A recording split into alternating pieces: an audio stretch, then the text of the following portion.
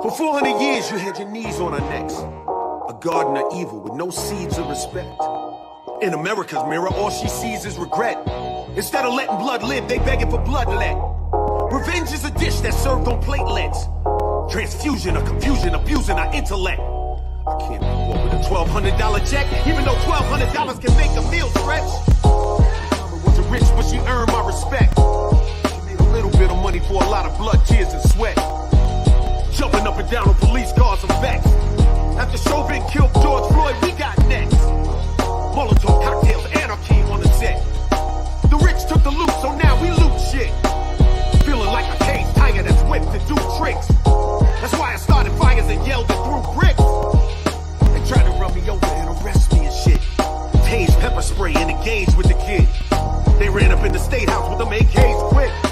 But let a nigga try and do that white boy shit.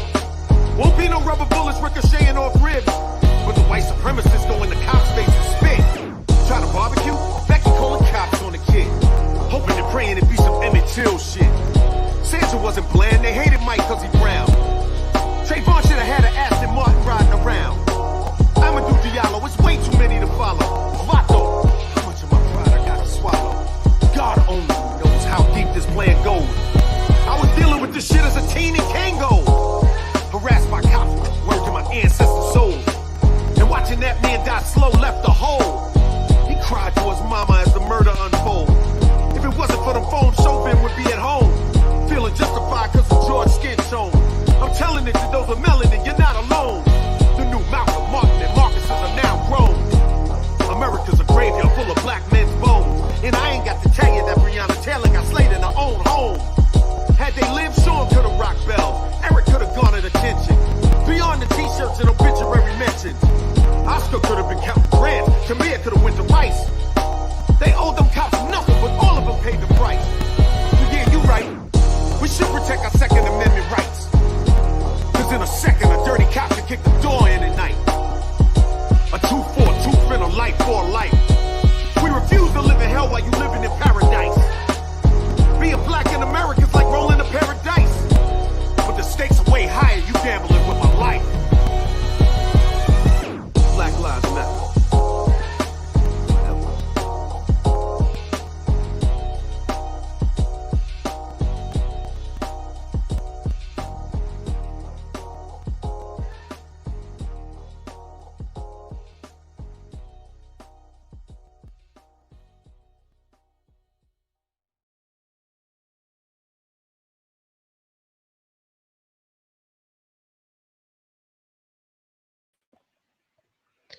Greetings, greetings. Hello, everyone. Welcome back.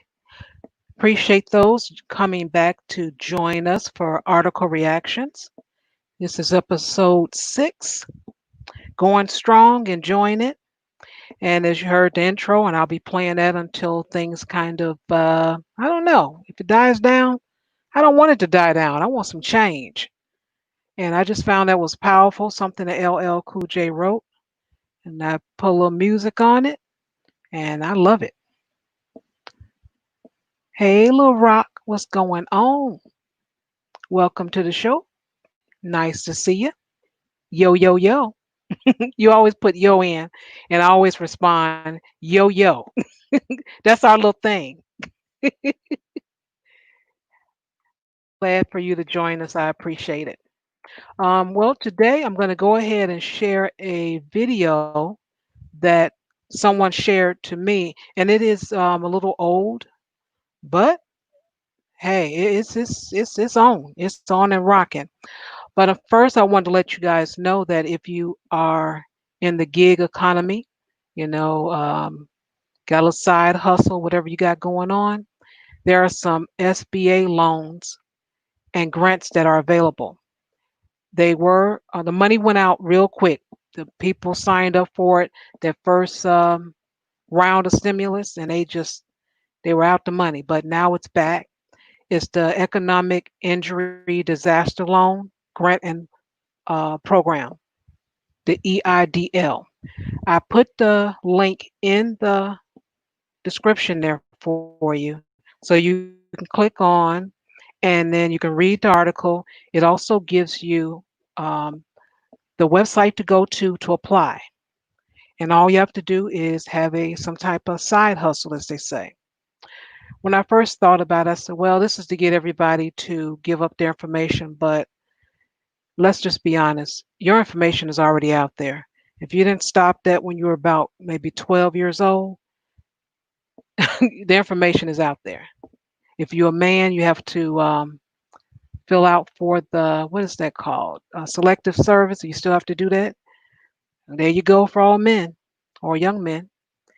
If you're a woman, mm, you go in there and get that blood work and all that stuff as you start becoming a teen and all that. Yeah, there's your information. So you can't win, just letting you know. So that's why I say take advantage of whatever you can. If it's out there, go get it. Put down your pride because it's not going to pay. Pride doesn't pay. Ha ha. All right. So with that, I'll go ahead and share the first article with you. Well, video actually. It is hilarious, but it's informative. Let me pull it up for you.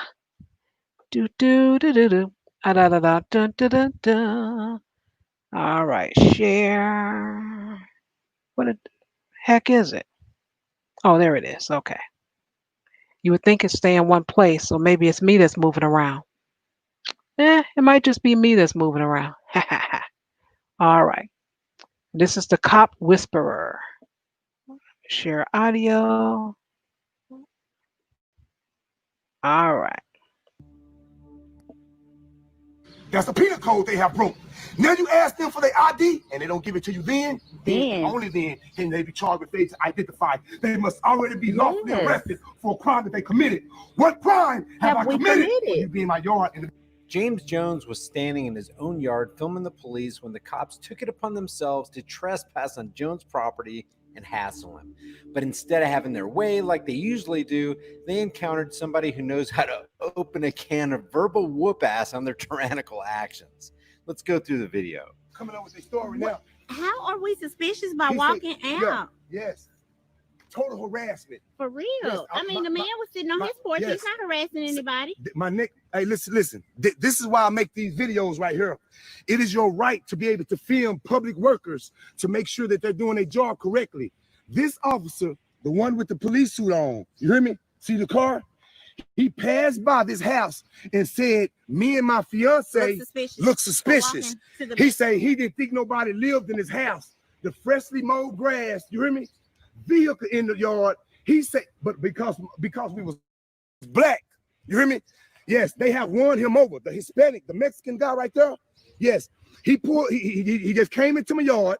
He violated my rights, trespassing.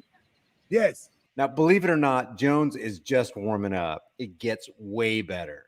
Yes. This total harassment right here, guys. It really is. This total harassment right now. See, I'm beginning to feel afraid for my life now. So look, you hear me? This is not an exaggeration. Anytime badged enforcers on power trips show up, your life is in imminent danger. Bye. Remember I said, look, yeah, he passed by, and then he seen us walking and turned around right there, turned around and came back. This total harassment, guys. I'm believing in my heart that they out to get me. You hear me? They really are. And now I'm thinking, should I just sit back and wait on them to come and get me? Yeah. Or should I start defending myself from these pirates right here? You hear me? And file the right paperwork get back in the yard. Yeah. Yes. Yes. Total harassment right here. You hear me? And then I don't know what they talking about over there. You know what I'm saying? Total harassment, man. That officer right there, the Hispanic one, told me I look suspicious. Being a black guy in my yard, he told me I look suspicious. You hear me? Yes. Got him caught up in his words. He said it himself. He said it himself. Yes, I need to know who you are. I need to know who you is. I'm filing a complaint on you. This is why it's important to have your camera always on the ready to record interactions involving policy enforcers. Shoemaker, what's going on, brother? Shoemaker, what's going on, brother? Take that in a second. All right. Do you have a search warrant to be on my property? Okay. I do not, okay? Okay, so... But, listen to me. right. If you can just provide this information for me, your IDs, if you live here. I'm not providing you nothing, Me neither, man. because we haven't Matter of fact, done get off my anything. property right now if you don't have a search warrant. Sir, I'm asking you nice. and I was asking you nicely as Hey, well. sir. It doesn't matter if a criminal, whether he's wearing a costume and a badge or not, is talking to you nicely. He's still engaged in criminal trespassing. The owner of the property asked the man to get off of his property, so he should have left. All I'm saying, if you don't have a search warrant, paperwork to be on my property, what crime do you suspect Okay, the suspect only me of crime committing? that I have right now is y'all failure to identify. Okay, 38.02, failure to identify. One must already be under arrest for a crime that he has committed. What crime have I committed? Failure to identify. No, that's not a crime. Walking That out only the house. becomes a crime once one has already lawfully. Oh, yeah. Be quiet. Let me educate this one. You hear me? Let me educate him. School is now in session. Professor Jones will be your instructor, and if you have any questions, keep your mouth shut and raise your hands. I love this. Law enforcers who don't know the law being schooled by a guy they're harassing because they say he broke a law that he didn't break. It's classic.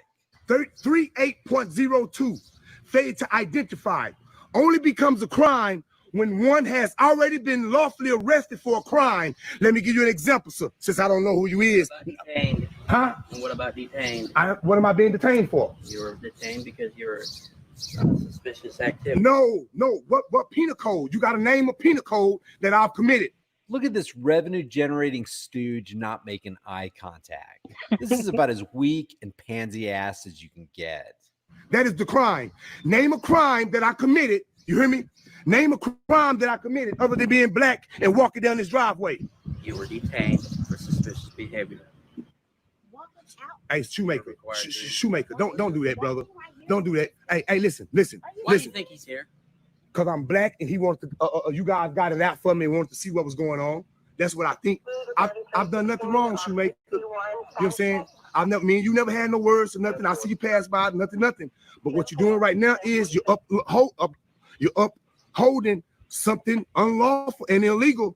If you don't know your job, do not continue to, because you're going to be on the next video. And what I'm telling you is 38.02. Baby, come here. Can I Google and show you guys? Go ahead and Google. Okay, I'm finna show you guys because you're dealing with the wrong one. That's why you guys mad at me, because you won't be able to handle me like you handle the other ones. James Jones has their number. He's totally in their heads and in control. And I love how he calls this guy by his last name instead of addressing him as officer. That brings him down to a human level, at least as much as possible. I'm on top of my game. I know you see the gold teeth, the tattoos, and immediately think I'm another plain, normal, regular black guy. No, player, wrong one. But let me educate you guys today. You hear me? Because that shit don't, y'all time of running things, if it has came to a closure, bro. Let me show you. 38.02. Okay. Texas Penal Code, 38.02. Let me read it to you so you can be educated. It's absolutely hilarious how this guy is manhandling these costume tyrants. Do you want to purchase data? No, I do not. Not now. Texas Penal Code, failure to identify. A person commits an offense if he intentionally refused to give his name, residence, address, or date of birth to a peace officer who has lawfully arrested the person. I am not under arrest. Correct. You have to. For what? Continue reading. No, listen. Continue. Listen. Let me explain to you. I have the books in the house. I'll go and get you. Continue reading. Okay. Lawful arrest for a person who has requested that information.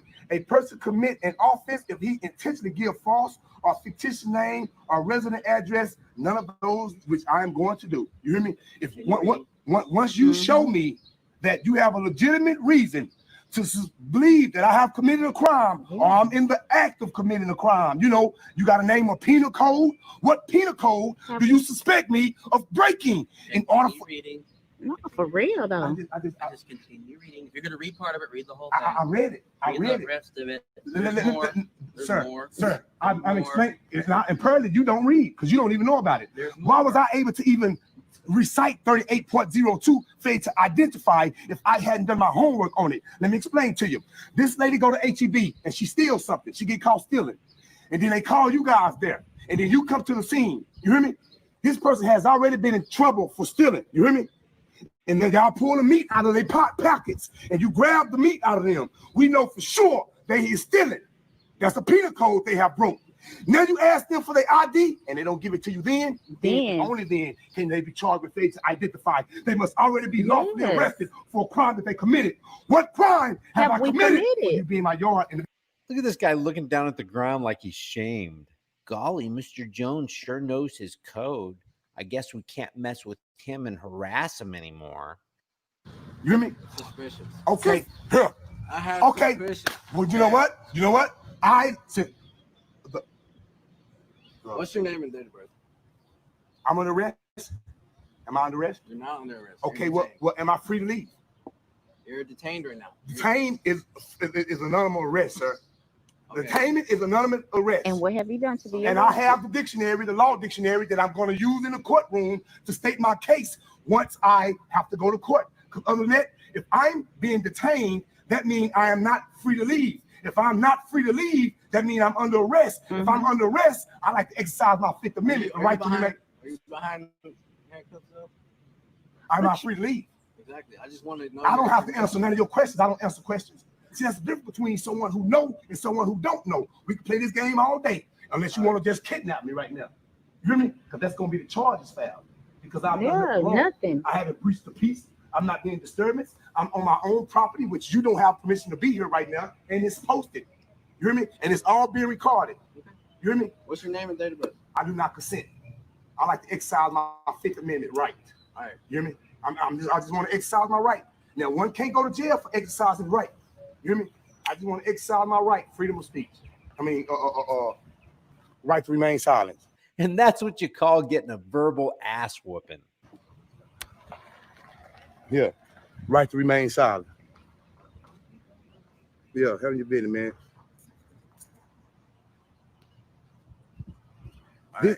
This officer told me I look suspicious, man. I look suspicious. Walking in my own, I'm just walking down the back. I'm walking down the driveway right here, down to the backyard, right? When the officer right here was passing by, this officer right here was passing by. And when he seen me, he turned around and came back.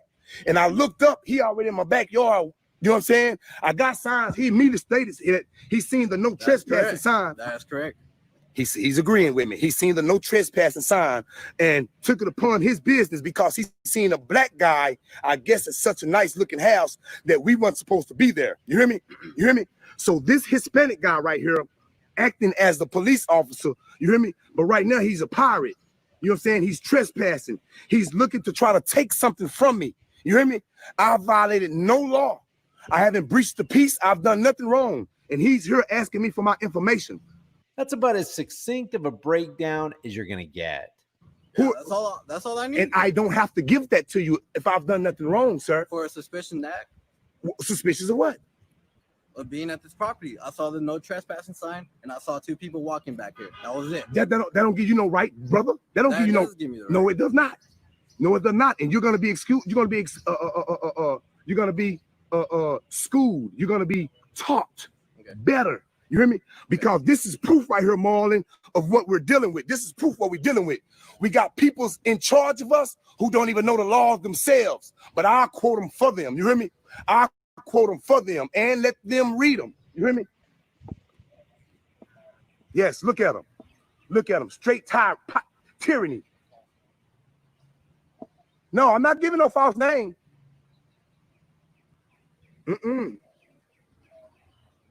I'm not giving a false name. Yes, Lord. See, shoemaker smart. You hear me? They got enough sense. Look, they parked their car over here in front of the other people's house. They got it parked in front of other people's house. You hear me? But they over here bothering me though. You hear me? They over here bothering me. Yes. They gonna get tired of these videos getting dropped. They gonna get tired. I'm gonna make them all famous. I'm gonna make them all famous. You hear me? Yes, sir. The guy, what you see his leg on the truck, he got a history for duct taping people up in the vehicles and stuff. Yeah, he likes to shoot people with the tasers and stuff. You hear me? Yeah. Now look at them. They were conspiring. You hear me? They were there plotting and conspiring, guys. Yeah. But see, once you arm yourself with the truth, once you learn your rights, you hear me? That's what they gotta do. You make them go over there and huddle up. You hear me? Yeah. They want to know how this black guy with the gold teeth knows so much. Yeah. When you get tired of being mistreated and misused by the unjust system that they got in place by these new Klansmen, you hear me? And then they hire black and Hispanics and others who think that they're doing something in life. You hear me? Yeah. The one right there, he a constable. You hear me? Yeah, he a constable. He not even a police officer. He a constable. You hear me? But all of this corrupt that's going on in Marlin is about to come to a ceasefire. You hear me? Yeah. Suspicious activity. This officer was passing by the. No, I'm not finna show you the house. I'm not finna show you the house. But he was passing by the house and he seen two black people walking down a driveway. And this is a Hispanic brother. Well, he's not my brother. Yeah. Yeah. Because he ain't one of us, y'all. He ain't one of us. You hear me? And he know he got a relative that sell more weed than. No, he got some kinfolk that push plenty dope. He a Mexican. They bringing it straight across the border. Yeah. Did you have a search warrant to come on my land, my property? All right. Sir, what's your name again? Am I free or am I being detained? Well, I just want to know your name. Am I being detained or am I free to go? You're free to go. Well, I don't answer questions. Okay. You have a nice day. Yeah. And you see how you see? But I thought he was coming over here because I was suspicious though. You hear me? I thought it was suspicious. Now look at it. Now I don't want to give him a name. He just gonna leave. I thought I was doing something wrong. If I was doing something wrong, why are you leaving away so quick? Huh? Yes. Day, sir. Why am I leaving away so quick? What's your name again, sir? I'm Officer Ortiz. Officer Ortiz? Yes, sir. Yes, this is what we're dealing with, Marlon. You hear me? We got people like him who don't even know the law themselves. You hear me? But they ready to pull you over for something and they don't even know what they sell. That's why you graduate from police academy in 6 months, but it takes 2 years to get your cosmetology license.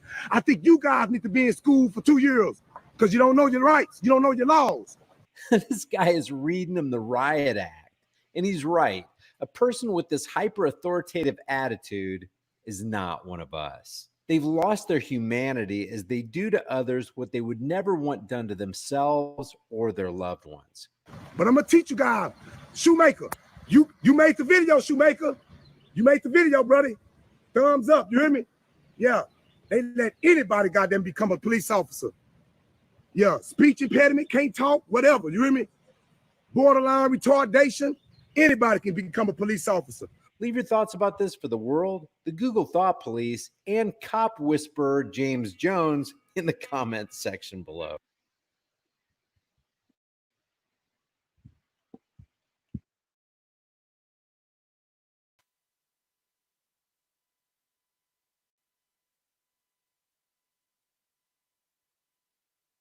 Give you a proper welcome here. Why, All right. thank you. Thank you. Thank you. Lovely to be here. Beautiful Saturday today. Yes, it And is. god damn, what a thing to walk into, just to get the show popping right from the start. Like, damn. He he was Yeah, good though. He was good. I enjoyed him thoroughly. I'm glad that this didn't turn into what I have seen some things turn into when I listen to a black man assert his actual rights, which are his legal rights. right. I'm glad it worked out, but like he was entertaining. He was very entertaining. Like, what do you Yes, he do? was. I went through so many different emotions watching him. Mm-hmm. I mean, I was proud of him. Yes. I was excited for him. He won. He got the victory. I love that. Mm-hmm. He was protective to his woman. He told her, get back on the porch. Right. He also instructed her. He said, "Be quiet. Let me school him. Let me school him." And she did what he asked. Right. Was protective. That's what I'm talking about. And I bet you he ain't got a lot of money, but he know how to protect his woman, and he Mm-hmm. gets his respect. And as we see, he got his respect knowing that darn 38.2 Oh, failure yes, to ma'am. identify. What have I done? No, give me a crime. No, what is the penal code? Right. Mm-hmm. That's my brother right there. That's what I'm talking about. Suspicion is not a crime. Right. Exactly. Exactly. You know, and it's hilarious, but this the sad thing is, I'm gonna say, and I'm not trying to say this in a bad way. I'm not. I swear to God, I'm not. But can I show my screen really quickly, so that way everyone can see what I'm looking at here? Okay, let Um, me find you. I'm on another uh, screen. Okay, well, I here didn't I am. open it. Okay, so if I Oh, go to Chrome tab, then I want to go to here. Okay, share. So now, if everyone can see this, right? This is what I was talking about this the other day on DeAndre's stream, right? Now there is a large discrepancy of a bunch of these factors you're seeing on the screen right now. For example, how long can a cop work in the streets every single day before basic training? In Texas, that's 12 months. That's 12 months. That's a year. Any one of these cops that you're seeing, and like they try to make you do things and tell you, yeah, it's legal and it's the law and whatever. Some of them honestly don't know. They haven't gone through basic training. They don't have to go through basic training for up to a year. And these are officers, right? These aren't detectives. So, they've been able, to have gone through some basic training. But let's look at the amount of basic training hours they get, 696, right? That number is like almost, it's just over half what, say, Maryland goes for in basic training hours. They get zero field training hours. That means after they come out of basic training, so they, first of all, they went for 12 months, as cops, the made up the law and what the rules are as they went along because no one trained them, right? And they just kind of had to learn as they went, I guess. But there's no official field training even after basic training. So there was nothing there to really correct them, help shore up their own knowledge of the law, right? Now, when you look hmm at that, well, look how many citizens are killed by police per capita, 4.8, 4.08 citizens. And look how many cops are killed, 1.29. These numbers are high.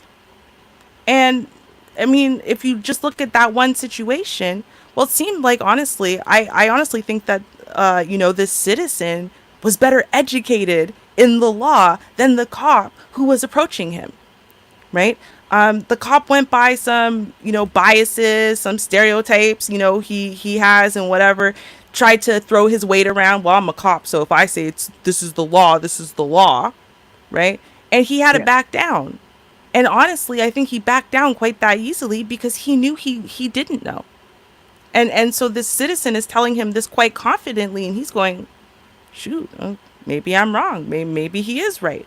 See, this is the problem, and I just love that it illustrated. That's why I wanted to know. Well, where did this happen? Oh, it happened in Texas, where the cops can work for a year without training, get minimal basic training, get no infield training, and it shows. It shows in their statistics.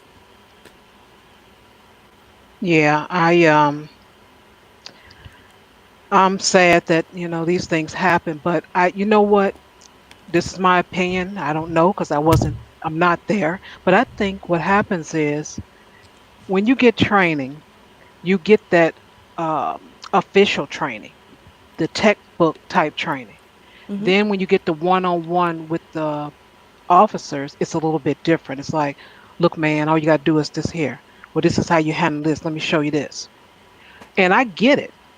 I do get that because it is a little bit different from textbook to the actual street. I understand that. Hmm. But it's gone too far of what's going on. That brother said that there is no penal code for, let me see, let me see, I wrote it down, suspicion, activity, and it was another one. And I like how he asked, well, am I detained? And he Yeah. says, yes. He said, for what? That is the same as being under arrest. Right. And I'm just hoping that people listen to that and start doing the research. I really Hmm. hope. Right. Right. I mean, and that's the thing. Unfortunately, now look at what, and I'm not trying to call you out, ma'am. Like, I'm not trying to say anything bad about you, but you look at what. Hold on, let me find her comment. Oriutsi said. She said, criminals always know the law better. So, in essence, what she just did was she identified this person as being a criminal, and that's why he knew the law better. See, these are the stereotypes and the biases that are being fed to you. But it's not about criminals knowing the law better. It's about being a black man, especially a black person, but especially a black man in Man, America. You yes. got to know the law. You have to know it inside and out, because they will lie to you and they will manipulate you and they will do things that honestly are illegal for them to proceed with unless you give them permission, and they will lie to you about the fact that you don't have a choice. You don't have a choice, even though you do. So, take that out of your head that it's like, oh, well, criminals have to know the law better. No, black men have to know the law better. They have to know their rights, because if they don't, they'll get trampled right all over. And you see it all the time. Yeah. That is that is something, I understand because I see it in this big city of Chicago. A lot of times, brothers go out, want to just go to work or whatever they want to do, and they have a hard time getting back home without trouble. So they Right. have to be able to protect themselves. They have to be in warrior and fighting mode at all times. And that's Hmm. just how it is. That's their life. You have to understand it. Unfortunately, so Yeah. it's so unfortunate that that's their life. Like, Yes. if they don't, they know every single time they walk outside of the house, every single time they might die. That's, I mean, you think about the kind of reality that creates in your head. When you walk outside of your house, you might die. Did you go outside to commit a crime? No. Are you going to be doing anything illegal? No. Are you going to be harassing or bothering anyone? No. But you could still die because you went out in public while black. That's a very scary reality. Yeah. Man, All man. right. All right. So everybody remember 3802 because this brother sure told us and schooled us. Mhm. Gotta love it. And he did it like it's not like a funny situation per se or whatever, but he did it. And this is something that, I mean, it's sad to have to say this, but especially as black men, remember that you're perceived as being very strong, powerful individuals. So the littlest bit of anger or frustration that's really coming out of your voice in like a confrontational way, is scary to them. And that's why I love the way that this brother came off. Like, he was being very forceful, he was being very determined, he wasn't going to give in. Yeah. He was going to assert his rights, but he did it in this way that was almost jovial, so you couldn't feel threatened by the tone of his voice or even by his word no. You might be frustrated, but you couldn't feel threatened by him. And I love the approach, because he didn't bow, he didn't beg, he didn't give in or whatever, but he found a way of standing up, not losing his own self-respect and whatever, but putting his foot down and being like, nope, not today, sir, not today. Yeah. Hmm. Exactly. He was fun. Yes. Good find. Yes. I'm so glad that was shared with me. All right. And now it is your turn because that was the longest one. So that's why I wanted to play it first. Okay. Well, I want to talk today, and I'm not sure if people are aware that this is happening or not. I mean, I'm sure you've heard of the term blue flu before. I Um, have. right? Yeah. This is a magical flu that all of the cops in a particular zone or district or city will start coming down with all at the same time when they are unhappy with the way that their superiors or the city or whatever treat one of their own. And so basically, what they're doing, in essence, right? Because they get sick days. It's not illegal for them to take a sick day. Um, it's very coincidental when 30 people all in the exact same zone. For example, in Zone 5 in Atlanta, 25 people, literally every single person covering that zone except for the supervisors, all called in sick at the same time. Um, a lot of other zones have called in sick in Atlanta. So this is in response to the two cops being given formal charges, right? Hmm. So as soon as they got the formal charges, all of a sudden, all of the Atlanta cops started coming down with the magical blue flu. And there is so much concern being shown now with, oh, well, the morale, right? The morale is so low now. The cops don't want to come in, and, it's unfair because, they're so upset with the way they are being treated right now. I mean, Hmm. I might sound like a sarcastic asshole about this, and it's because I am being real. I'm really frustrated by this because we have to recognize that these cops are basically telling you we don't care if basically, yeah, black lives are disposable. Yep, citizens lives are disposable. And we shouldn't get into any trouble at all when we do things wrong. We shouldn't get into any type of trouble at all when we break the law ourselves. We're cops, we're above the law. We should always be given at most a slap on the wrist because look, we're cops and we're here to protect and defend. And what would you do without us? Right? So this is Okay. basically them trying to punish you, right? Trying to be like, well, if you punish us, then we just won't show up. Now what are you going to do? That's really what they're doing.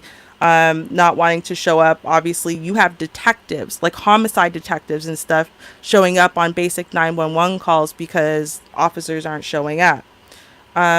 So they did this.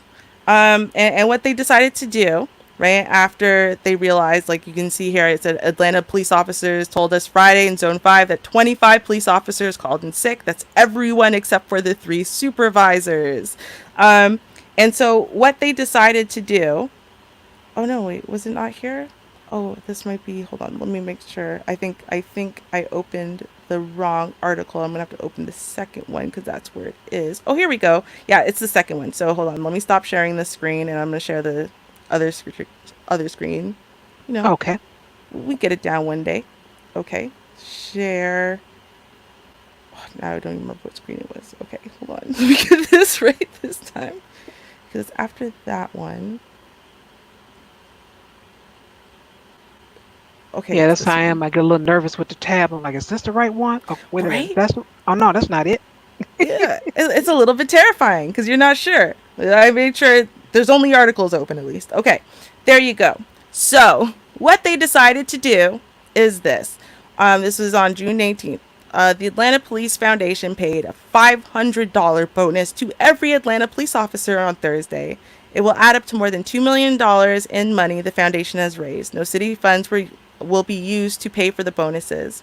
We felt like it was important at this time because the morale is at the level. There is the rumors of other officers leaving, and we just do not want to lose good police officers, says Dave Wilkinson with the Atlanta Police Foundation. They'll also be purchasing 20 police cars to replace those that were destroyed in protests a few weeks ago.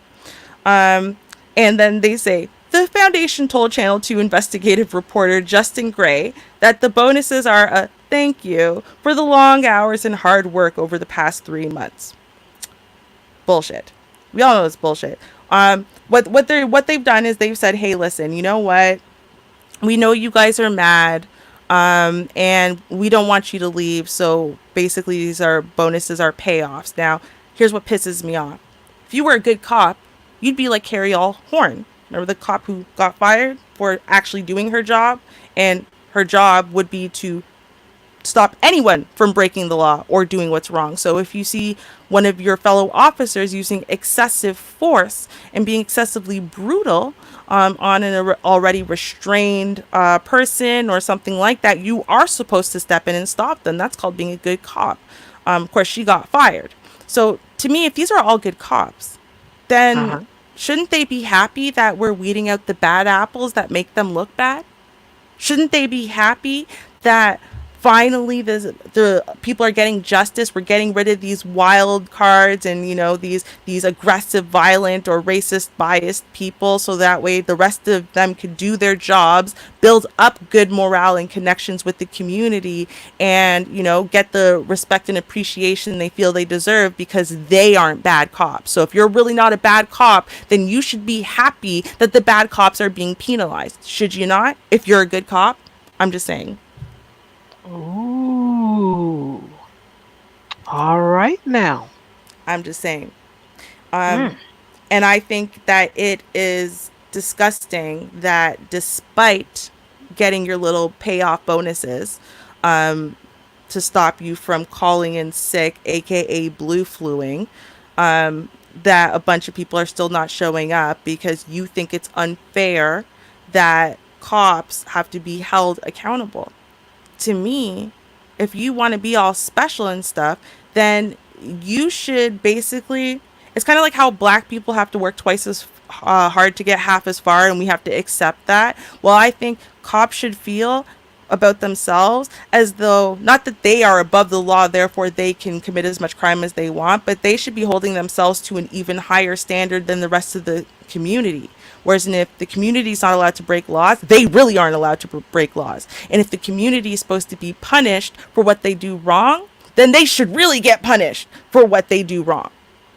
That's how, to me, at least I would see it. If I was a lawyer, if I was a judge, if I was doing something, to me, it's like, okay, I'll give you an example, real life example. So if you're a psychiatrist or psychologist, right, that's your job. One of the things you have to do is get a psychiatrist or a psychologist. So while you are treating other people, you are also going to your own psychological treatment. Right? It would be very hypocritical to tell people that it's a healthy, natural, and kind of needed thing for you to go and unpack, you know, your life and your issues and whatever with a third party who's unbiased and whatever, if you're not willing to do the same. So you actually start doing that while you're in school. So to me, because, you know, you hold yourself to the same standard that you hold your patients to. To me, this should be a similar thing. That sure is logical. It sure is. Um, Now, as far as with the union, when you were just explaining um, they able to call off. I know in certain instances from unions that I know of, there's a lot of things they don't allow when it comes to calling off sick. So I don't know what's going to happen with that. Is there any penalty, or is there not any penalty? Now, maybe I'm looking at those who make under 60,000 a year. All the unions that I've been in, we weren't able to do stuff like that. Right. So I don't know how different this is, but I hope someone gives that information because I'm curious. I'm Right. curious. And also, Right. I'm glad that the money was donated. It didn't come out of any taxpayers' pockets. So at Yeah. least that's the good part of it. That, I mean, that is absolutely a good part of it. You know, at least there's that. Okay, fine, I'll give them that one. But I still think it's gross. I do. Because again, what like Carrie L Horn, right? I know a lot of people have Uh-huh. spoken about her recently. So if she's trying to pass, you know, Carrie L's law, which would do two things. Number one, it would make every cop accountable for their brother's actions. Basically, you know, you are your brother's keeper. So if you stand by and you watch them do something wrong, and you know it's wrong, and you know it's against what you're supposed to be doing, and you stand by and let it happen because, oh, the blue line, then you're going to be punished. It's going to be against the law. There is going to be, you know, specific punishments for that.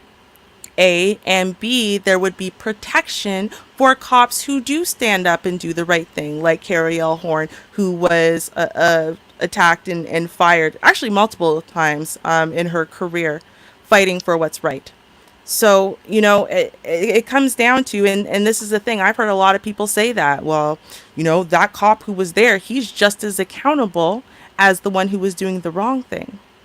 but they've watched. I mean, Carrie L. Horn is not the only one who tried to do the right thing and lost her pension, lost her standing, lost her reputation. They'll bring you up on criminal charges, all kinds of stuff, right? They don't just fire you when you try to do the right thing. They charge you and you become a criminal. So not only do you lose your job in policing, you lose your ability to work really anywhere, right? Because who the hell hires criminals? So I mean, there's a big penalty for you crossing that thin blue line. There really is. And you know, that's why on one side, yeah, I feel the frustration with everyone else. I feel the anger with everyone else when you see those cops standing by and you're like, ah, charge all of them, right? But what were they supposed to do? This is the unfortunate part. Yeah. There is no protection for the cops who are doing the right thing. And as we can see, is even when you stand back, you don't even know this cop or he's just works in your district or whatever. They are willing to put innocent citizens' lives in jeopardy, because one of their own is getting punished. Right? Hundreds of them are willing to do this because one of their own is getting punished for doing the wrong thing, for breaking the law. So, you know, it leaves the citizens in a terrible place. It leaves the good cops in a terrible place. And you know, even the cops who probably maybe they want to show up to work, but again, they cross that thin blue line, and what happens to them as far as their brothers? Like Carrie L. Horn was talking about her time before she got fired. And you know, there are times where they sent her out, and you know, her backup didn't show up, so she's just on her own, doing something that should not be on her own, and so on and so forth. They will punish you. Yeah. So, you know, it's kind of like a mean sorority, mean frat in a way. And you know what we do, I think as society, right? We need to start pushing back on that now. We need to break that destructive pattern that we've got going on here, because that's not what the police department should be, in my opinion. Yeah, I agree with you. I do. Mm. If your like button isn't blue, can you make it blue for me and press it? Thank you. You're right, Craig. Let me put that on the screen. He is so right. Okay. I'll move on if you're ready. Yeah, I'm good to go. Okay. The next one is a video.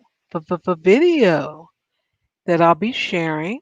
I think actually I'll have all videos today. Actually, I do. Woohoo! Check me out. Okay.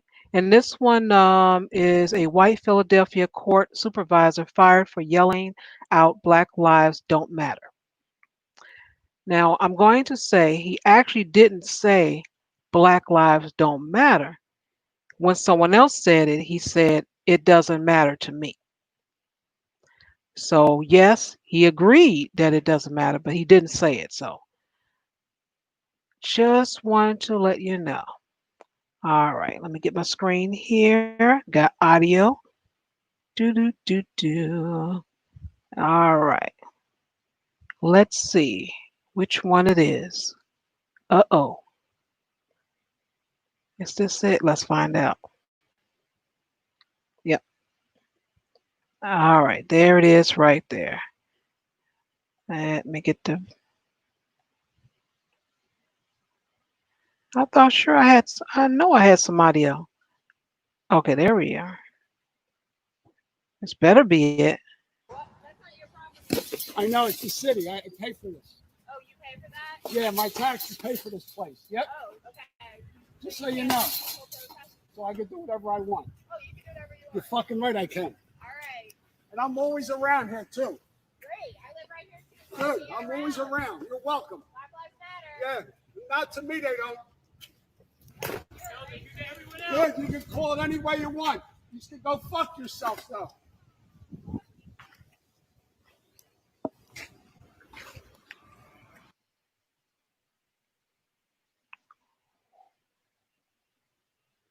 Well, let me scroll back up. Let me see. Now, which screen am I sharing? Okay, I want to read this. Got to put him on the jumbotron here. There he is. There he is. All right. I got the right one up. I don't want to. Oh, shoot. I don't even know. Let me go back. Yeah, I got the right one up. I think. Yes, I do. All right. So he's a court supervisor from Philadelphia. He was terminated after being caught on cell phone video removing signs against racism and blurting out that Black lives don't matter to him, according to NBC News. The former supervisor, Michael Hinkle, is seen taking down handmade signs that were in support of the Black Lives Matter movement on Sunday from a fence in Columbus Square Park in South Philadelphia. Shame. All right. Hinkle Wow. is 61 years old and he's been working at the court as a writ server. I meant to look that up, see what that was. Supervisor for the First Judicial District of Pennsylvania. Gabrielle Roberts, who is a spokesperson for the court, said Hinkle, who was hired by the court almost 28 years ago in 1992, is no longer an employee and that his termination was based on multiple violations of the Unified Judicial System Code of Conduct and the Non-Discrimination and Equal Employment Policy. The court takes this incident very seriously and believes Mr. Hinkle's behavior, as shown in this video, is egregious and totally unacceptable for an employee of the courts, Roberts said. According to Mr. O'Rourke, Mr. Hinkle had no involvement with ad oh, here I go with the tongue twisting, adjudicating cases, but did supervise employees. Ooh. Leslie Chapman, 42, who lives several blocks. Oh, wait a minute. Let me get it together here. I got some dramatic music here. Wait a minute. We Mm. got to do it right. Mm-hmm. Got to finish reading this and do it right. Okay, here we go. Leslie Chapman, 42, who lives several blocks from the park, told the Philadelphia Inquirer that the signs were placed on a metal fence last Friday afternoon as part of a kid friendly march. She says she had contributed one of the cardboard signs that read, Black Lives Matter. She also placed a drawing of a rainbow alongside it. Chapman also said Hinkle's action ruined that beautiful memory of the peaceful, racially diverse march. For that adult to take that away from children, it's just awful, she said. The kids probably had a lot of fun making those signs. The music was And there we awesome. go. The music was great. Perfect edition. Perfect. Had to add that. Hmm. What is with these people going around snatching signs? Right. What is going on? It just hurts their soul. They believe in free speech, but only when it's speech that agrees with them and that they like, that promotes the world that they wish they live in. So when they see a sign that reminds them that other people might think differently, maybe even for a valid reason, it hurts their soul. They cannot let that sign live. They must defeat the sign. Like I seriously, I think it makes them feel Ah, powerful. It makes them feel like, big man, like, huh, took the sign, that's right. You am no sign in my town. Right? Like, that is crazy. And he was just bold. He said it didn't matter to him. mm-hmm. It did not matter to him. Yep. Yep. And I guess more people are they're punishing people that's on social media that represent different companies and stuff. They're like, oh no, we ain't want nothing to do with this. You gotta go. We get somebody else. Mm-hmm. I bet you a lot of these people going to stop this the dominated society, as they call them. They're going to stop when they start losing these pensions. I Oh bet you, yeah. because I'll get pimped out for a pension. So I know for sure what they going to do if they lose their pension. Mm-hmm. Well, that's the thing, though, right? What they don't realize, right? So we talk about this a lot, right? Something that, Cerulean says, we are the canaries in a coal mine, right? And, we talk about that a lot. We understand that things always affect us worse and first. But that doesn't mean that it will not trickle down to affect everyone else. But see, they live Yeah. in this magical fairy tale land where, well, it's only going to happen to black people because black people insert stereotype racism here, right? And they somehow deserve it and have earned it and so on and so forth, right? So I'm not going to care about them because, it's never going to happen to me.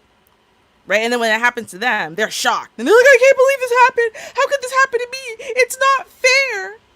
Right now, it's not fair. Now they care. Now they want the world to be energized to care. But you didn't care when it was happening to us 5 years ago. You didn't care as it escalated and got worse and worse happening to us over the last 10 years. No, you only care when it affects you.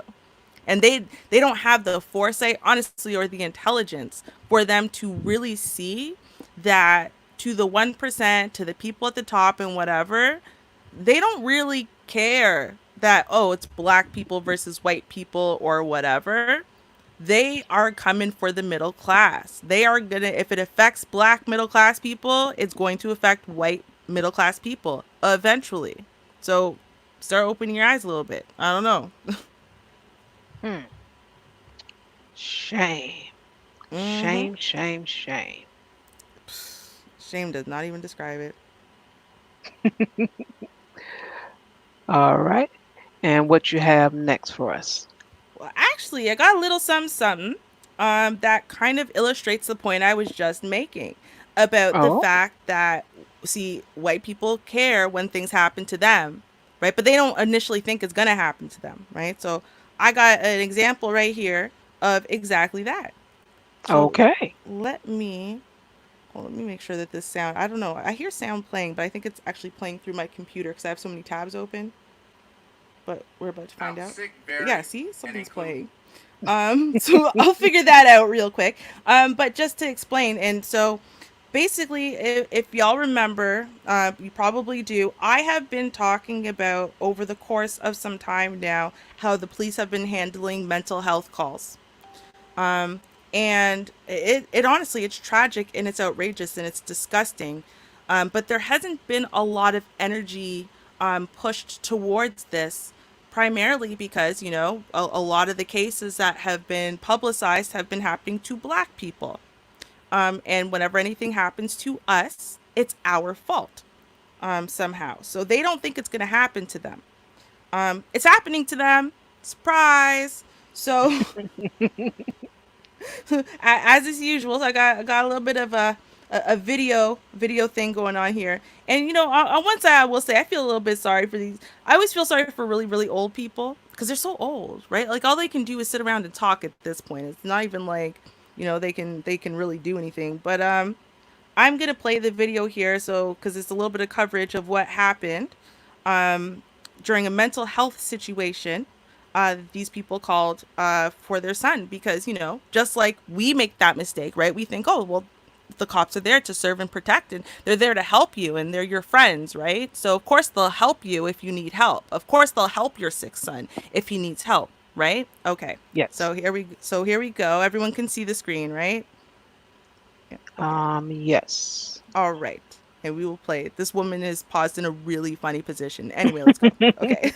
4K too. Right? Right? Okay, here, hold on. Force incident in Johnstown. Tim Rigby is here with Can we hear? more. Tim. I do. Yeah, It's the a little incident low, happened but I hear. Wednesday. The struggle with Johnstown police was partially caught on video and shared thousands of times online. City Jackstimer spoke with the family of the man in the video and has more on their thoughts. Johnstown resident George Corson Jr. is the man identified by his parents who say he was Perfect. punched by a Johnstown police officer, but police say he was resisting being handcuffed. George Corson Jr.'s parents, Betty and George Corson Sr., say Corson Jr. has suffered from mental illnesses since his time as a young man in the military. They say on Wednesday, when the incident happened, they knew he needed to get help. Through the day, he went to get tires on his car, and Junior got real sick and he was throwing up blood.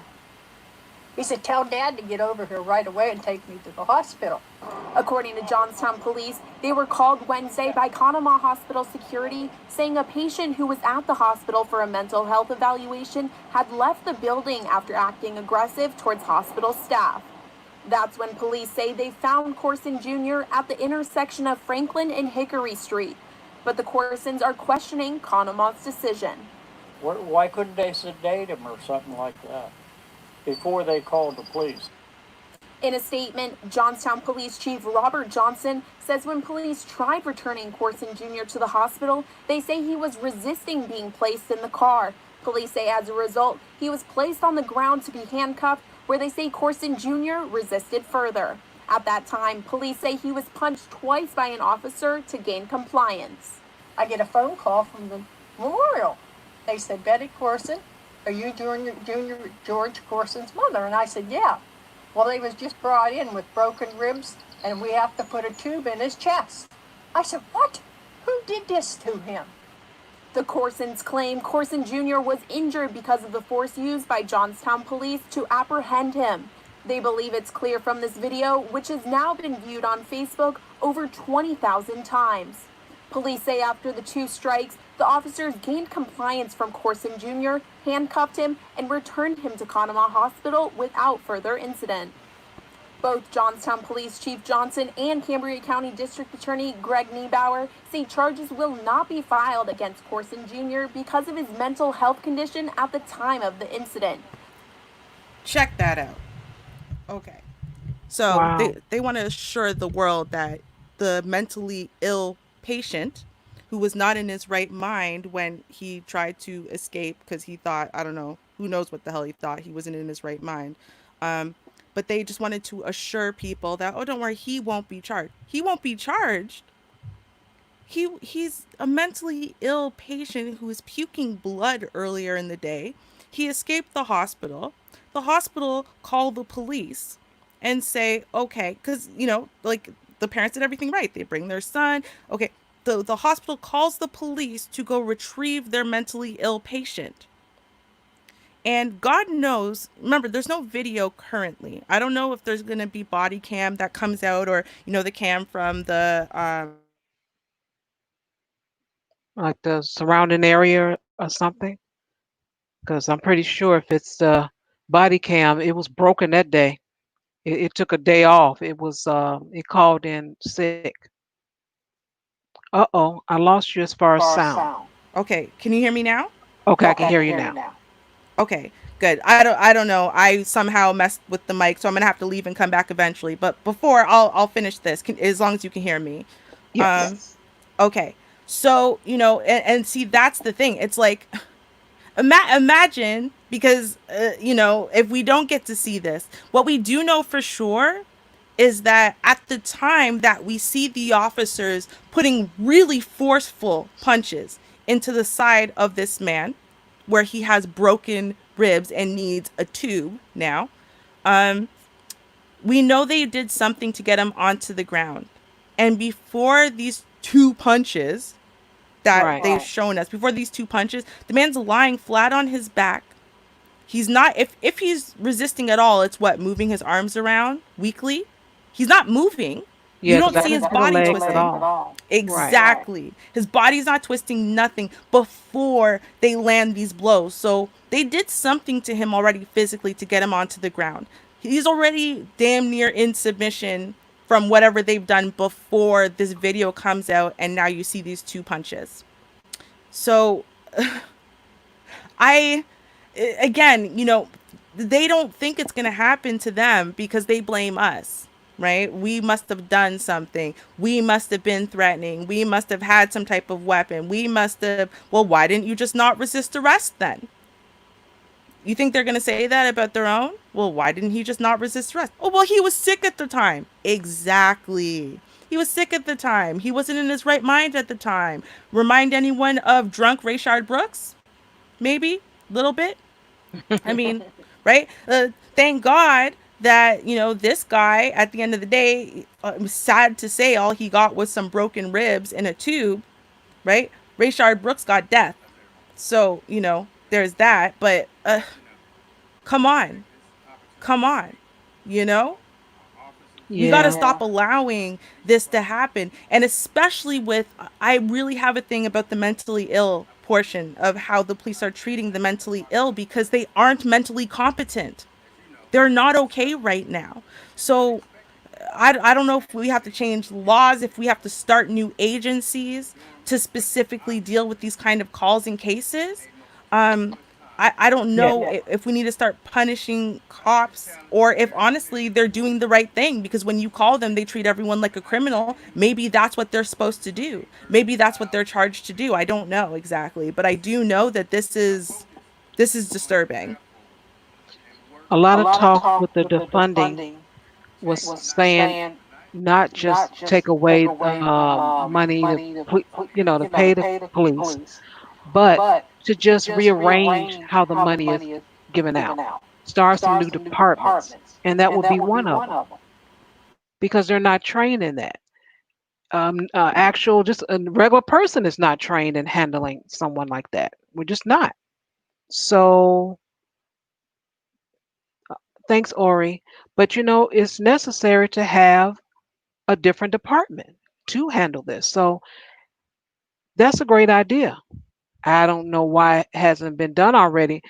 And I'm going to tell you, in my opinion, these vaccinations are the reason why a lot of people are having some of the issues they have when it comes to autism.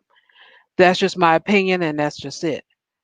With that being said, we're finding more and more of people being autistic after like year 1990. I noticed it in like 83 because that's when some of my teenage friends started having babies. And after that, a little bit by a little bit, every like one out of 20, then one out of 10. But again, like I said, that's my experience and that's my opinion. With that being said, what I see, there are so many children that are affected, however they received it, their the mental illness. You have to be able to handle these situations because we have a lot of them in our community. That's another reason why this is happening so often. I don't like it at all. I really don't like how they're handling us. Um, when someone calls for someone that's having an episode, that's usually told to the dispatcher at the time of the call. I've seen many times on the news when something happened and it was really a mess. There was one man, it maybe about a year ago now, drove through a mall. And I'm trying to think, did I go to that mall? But whichever it was, a guy went through the whole mall, just drove through it, and nothing really happened to him. They didn't, throw him down. He was not black, for one. And they said he was having episode, a mental episode. So even in that case, a lot of times people are handled differently because of their ethnicity. But again, I still think it should be another department that is specially made for those that are having mental illness, breakdowns, whatever the episode is. Because the officers, they're not able to handle that. I mean, you want them to be a psychologist, psychiatrist, officer of the law, peacemaker. You want them to be everything. That's too many darn hats for any person. So, again, go ahead, create another department, however that's made. And you may not need as many officers, be honest with you. Mm-hmm. Just have to take a survey and figure out how many people in each area and district what the calls are about and everything, and they can figure it out. They're honest about it. Exactly. Or at least have like on, on calls where it's suspected there might be mental health issues. So for example, we know that when a call there's a suspected hostage situation, for example, right? Someone who's specially trained in hostage negotiations and stuff like that is sent out, right? You don't just Right. expect, well, every cop is just going to know how to deal with this properly, right? There are some people who are specially trained. So I think that at the very least, at the very minimum, when there's a suspected mental health issue, there could be, or the call is definitely one, that at least one of the cops that's sent out is specially trained in dealing with mental health conditions, right? So I mean, you might need more than that in this case, but at least the first responders being sent out, at least one of them should be specially trained with that specialized knowledge and should be the point man. They should be the one making the decisions about how the situation's going to be run, especially if they get there and they find out, yeah, it's definitely a mental health issue. Yeah. And That would be good, right? Like, I wouldn't be surprised if that was something of the past that officers used to try to negotiate. I think after they lost so many people, because that's not something that we would normally do. And I think after losing so many white people, they're like, hey, we got to do something different and help get these people out, get them mm-hmm. safe. I'm just, I'm throwing a couple, putting it out there. I think so, though. Right. I really think that's how it used to be. If you do the research, I bet you that's the history of it. They lost so Mm-hmm. many people with the police saying, "Come on, it's gonna be all right. Put the weapon down." You know, you can always leave your wife. You can divorce her. Don't do that. Come on out. Screw you, copper. Boom, boom, boom. And it happens so often. They're like, okay, we need a new department. Because that's Right. normally what I'm telling you. They're going to come up with something. I'm telling you. If it comes down to life and money, they're going to come up with something. I'm sorry. Oh yeah. That's just what I see. Well, you know what? Well, no, and I think you're absolutely right. I would add to that, like if you've ever seen the show Mindhunter, right? Um, it kind of illustrates a big point. And it's not a true story, but they're kind of using some true facts about history. So, um, we didn't actually like psychology. We take it for granted, like that's always been a thing. It hasn't always been a thing. It's really only gained some type of actual respect in the last 100 years or so. And it didn't start off that way, like, oh, it just happened overnight. So there was not a lot of belief, for example, that, when if you see a criminal, quote unquote, this criminal's holding a gun and they're inside of a place and they have a hostage, there was no belief system that that person could be one of 70 different types of things right now, right? They just believe, well, if you're doing this, this is the response because that criminal's holding a gun, they have hostages, so we treat all these situations exactly the same and Yeah. we'll always have the same outcome, right? Psychology is what taught them, like, oh, well, depending on what's going on in this person's brain and why they're doing this to begin with, and, why they've been driven to this point, we could handle this differently and maybe actually have an outcome where no one dies. That might be better, right? So it took a long time for law enforcement to actually gain some type of respect for psychology and for, really thinking about the human mind and human thoughts and feelings and stuff like that and working that into the equation. And, I think that we kind of almost gave up. Like we got to a certain place where we sort of worked it in and then we went, good enough. It's like, well, no, no. As we gain more understanding, we should do more. And Yeah. now it's like the idea, for example, right? And we do know that this always happens in psychology. This is a true fact. And psychologists will admit this too. So when we figure out a disorder, we really figure it out. Autism, for example, ADHD. Suddenly, you will see a massive influx of everyone being diagnosed with this thing. Um, And that is actually something that happens. A lot of people were being overdiagnosed. But in essence, people weren't being diagnosed with this thing because we didn't really understand it. And the people who had children who had ADHD or autism didn't understand it either. So they weren't bringing their kids in to be assessed or analyzed or treated or helped in any way, shape, or form because they just thought, well, my kid's just ornery. My kid just doesn't want to listen. My kid just has discipline problems, right? So they didn't Yeah. understand that, oh, there could be a difference and there could be some help. So, but you see these kind of trendy things happen. But what we need to realize is that, hey, listen, we've come to understand oppositional defiance disorder and autism and all these different types of disorders in the last, honestly, maybe 30, 40 years, depression, right? Post traumatic stress disorder. There's a whole bunch of things we understand so much better right now.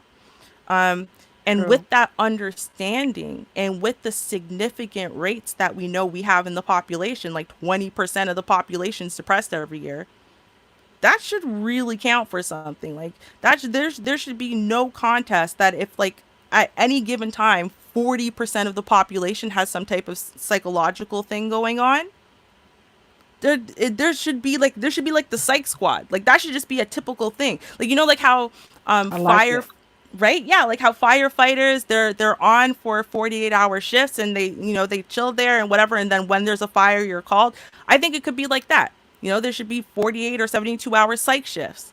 And you know what? When they're needed, yep, they jump into their cars and they go. And they respond to any situation. Cops, hey, listen, you see this clearly as a psych issue. Before you move, you call those people in. They say Right. ETA 4 minutes, you wait the damn 4 minutes. Assess the situation. Like, there's so much quick movement sometimes. They shoot someone so quickly, they react so quickly, and it's like, yo, was this person trying to flee? Like, is there any reason why you couldn't have taken 5 minutes to think about what the hell you're doing before you start doing it? Really? Yeah. Okay. This is sad. I'm going to go ahead and share this last article so we can kind of stay in our hour and a half. Mm-hmm. We've been doing pretty well with that. Mm-hmm. And this is, I think, great news. Apple Siri shortcut automatically opens your camera and records police. Hmm. I think that's a great app. Let me pull the story up and read it and make sure which. Okay, this one here. Alrighty. Filming in police has become an essential tool for exposing harassment and racism by cops. Apple has made it easier to capture these moments. According to Mick, I guess, or Mike, I'm not sure how you pronounce this, Apple developer Robert Peterson has created the I'm Getting Pulled Over Siri shortcut. The shortcut, free through Apple shortcut apps, allow users to automate a sequence of actions that can be activated with a single tap or command. Saying, I'm getting pulled over, will pause audio the user is listening to, turn down the brightness and volume on the phone, puts the iPhone in do not disturb mode, and send a text to a contact of their choosing, letting them know the user is being pulled over along with their location. The front facing camera then begins recording the encounter. Once filming stops, the video can be sent to an iCloud Drive or Dropbox account. I think that's great. Mm-hmm. I think I so think too. that's excellent. That is something that will help out because mostly everyone has a cell phone. At least Mm-hmm. what's the percentage you would say? 95% at least? Man, I mean, you know what? Some people are under the age of like 5, so yeah, maybe 98, right? Because you have like that 2% of the population that's under the age of 5 years old. Everyone else has a cell phone, like everyone. I, just take it for granted. You can ask some 7-year-old, "Oh, can I borrow your phone real quick?" And they'll probably pull one out. Like, let's be real. Right. Right. So that I think that's great. And it's an app. Mhm. and it can be Hmm. recorded, sent to someone. Oh, that's perfect. The one I thing think. I do wish, Uh-huh. actually, with that function, so I think that, and actually, it's a concern I've always had. I haven't really voiced it, but my concern is this. So let's say they do something shady, right? And the Hmm. guy's recording, they decide to shoot him anyway, right? Well, your phone's open, the camera's open, and even if your phone is locked, if you have the camera open, you can still access the gallery right there in that moment, right? You could stop the video, you could open the gallery, look at the last thing you recorded, and delete it. um, which has been a concern of mine, in thinking that, these cops, I mean, some of them are planting evidence. Why would they not delete evidence? So, it would be nice, I think, if you don't want to go on Facebook Live to be recording and whatever, and I get that, right? If you sent a text message to a person, why could this not be automatically filming to the cloud, right? And with a link that it sends to that person so they could be watching from the cloud too, right? So that way there is literally no way of police interference in any way of trying to delete that, behind your back, once you're handcuffed, once you've been shot, or forcing you to do so. You could sit there and physically delete it in front of them, quote unquote, but it's already been sent to your friend, right? So I think that would be a great thing to build in the future. Be like extra protection. I think that would be a good thing to do. Yeah, I'm not sure all the details, but I'm pretty sure that may be already included, and if not, that definitely will be tweaked because Hmm. you need something fail safe. Right. Halfway is not really going to help. You need it all. So maybe it's built Exactly. in, maybe not, but I'm glad that it is available. At least it's a Hmm. start if it's not. Let's put it that way. Right. Absolutely. Well, it's like, and Ori said it, I got a dash cam. Well, see, we need to start being on that type of thing where we have Hmm. a dash cam. We know we're going to be accused of all kinds of stuff while driving. Oh, you ran a stop sign. You did this, you did that. Just some bullshit excuse to pull you over. Right? Well, if you have the dash cam there, then you have the evidence that, when you get to court, you can be like, didn't run anything. Here's my complete stop. Waited 3 seconds, kept driving. I didn't do anything wrong, right? So you just have that automatically. It's automatically running on your car. You don't even have to worry, about having to set that up, right? So everything else you do then is extra. I think it would be a good idea for people to start using everything they can. You have it automatically there. You got your dash cam set up, you got your phone on your dashboard set up as a GPS. Boom, that's recording now too. You just get everything to record. Record as much as you can. If you look at the Rayshard Brooks footage, right? It's a very, very, two very, very long things, like an hour and 40 minutes. But what happened is during the scuffle, right? Did they do it on purpose? Or did it just so happen that both body cams fell off of both officers? Which one happened? We don't know. But what we do know is we don't have body cam footage of them shooting Rayshard Brooks because both body cams fell off one way or the other during the struggle, right? So there's no evidence of that from the body cams for you to really see the details, right? And so all you get is that grainy surveillance stuff. If you had something set up on your car now that just automatically records, right? That kind of, oh well, the body cam think that's gonna save you, but they might not release that. They might say it wasn't working, whatever, right? Like as many things as you can have recording, the better. I agree. Hmm. I agree. And we have ruled. And that's just that, y'all. Damn right.